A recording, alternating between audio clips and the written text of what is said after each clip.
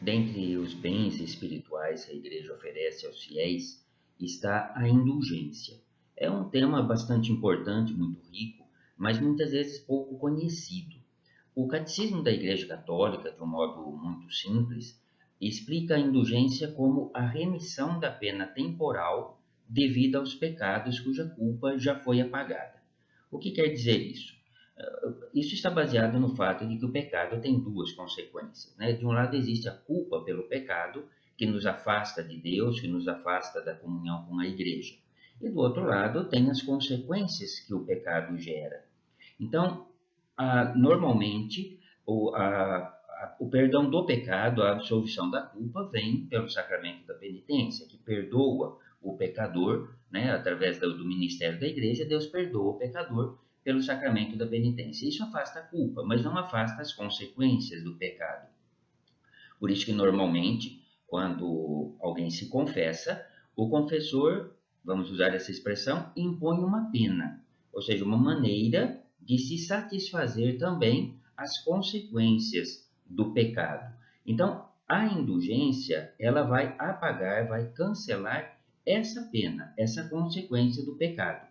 Ela não perdoa o pecado, eu preciso tomar cuidado com isso. Às vezes se pensa que obtendo indulgência o pecado será perdoado. Não, o perdão do pecado vem pelo sacramento da penitência, pela absolvição. A indulgência está ligada com as consequências, então, do pecado. Nós podemos colocar dessa maneira. A indulgência está ligada à purificação das consequências do pecado. Quando se tem uma pena, uma penitência para cumprir, obtendo-se a indulgência, essa pena pode ser inteiramente ou parcialmente cancelada. Essa purificação das consequências do pecado, ela pode acontecer nessa vida, né? Então, a pessoa que reconhece o seu pecado, que se confessa, que é absolvida do pecado, busca depois, por meio de penitências, por meio de prática de caridade, por meio do exercício dos sacramentos, busca se purificar, ou seja, se desapegar das marcas que o pecado deixa na nossa vida. Mas pode acontecer também de as consequências do pecado serem purificadas depois da morte, naquilo que nós conhecemos como purgatório.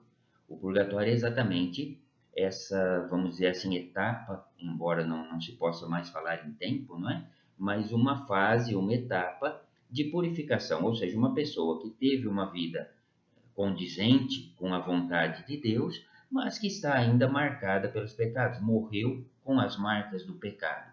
O purgatório é essa purificação das manchas do pecado, das consequências do pecado, antes que a pessoa possa viver plenamente o céu. Por isso, a Igreja ensina que a indulgência pode ser obtida em favor do próprio fiel ou em favor de uma pessoa falecida. Ou seja, a pessoa que se confessa, que reconhece os seus pecados e tem as consequências, pode, ao obter uma indulgência, pedir, na sua intenção, na sua oração, pedir que aquela indulgência seja aplicada em seu próprio favor, como purificação sua, ou pode oferecer essa indulgência em favor de uma pessoa falecida, de maneira que contribua com essa purificação que acontece no purgatório. Nós poderíamos pensar, mas como assim oferecer em favor de outro? Isso está fundado na comunhão dos santos, ou seja, nessa certeza que nós temos de que todos aqueles que professam a fé em Jesus Cristo vivem uma comunhão nos bens espirituais. Podemos dizer assim, o mal que eu faço atinge não somente a mim, mas atinge também a outros. E da mesma maneira, o bem que eu faço atinge não somente a mim, mas também a outros. É assim que se oferece a indulgência, pela prática da indulgência, se oferece em favor de uma pessoa falecida, de maneira que nessa comunhão dos santos se possa contribuir com a purificação dessa pessoa já falecida e que se encontre no purgatório. A igreja, ela estabelece as condições, ou seja, de que maneira, por que meios se pode obter a indulgência.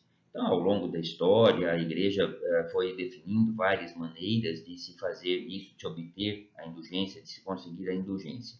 Atualmente, A indulgência pode ser obtida em vários momentos, em determinadas datas do ano, ou então em determinadas ocasiões proclamadas pelo Papa como um ano santo.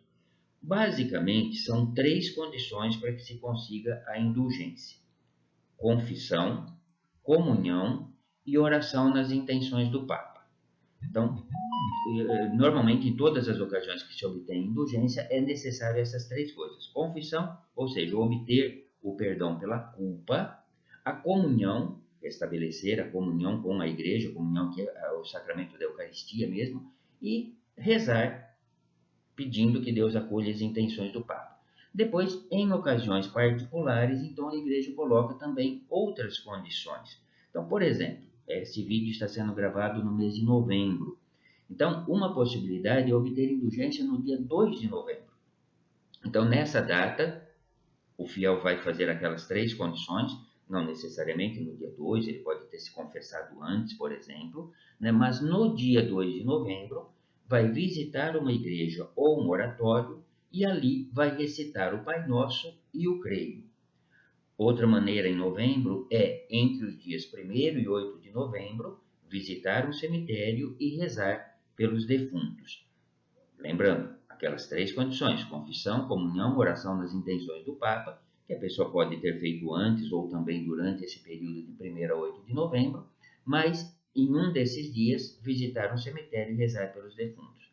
No ano de 2020 e também no ano de 2021, por causa da pandemia, que restringe circulação, registro e concentração de fiéis, a Igreja estendeu essa condição para todo o mês de novembro.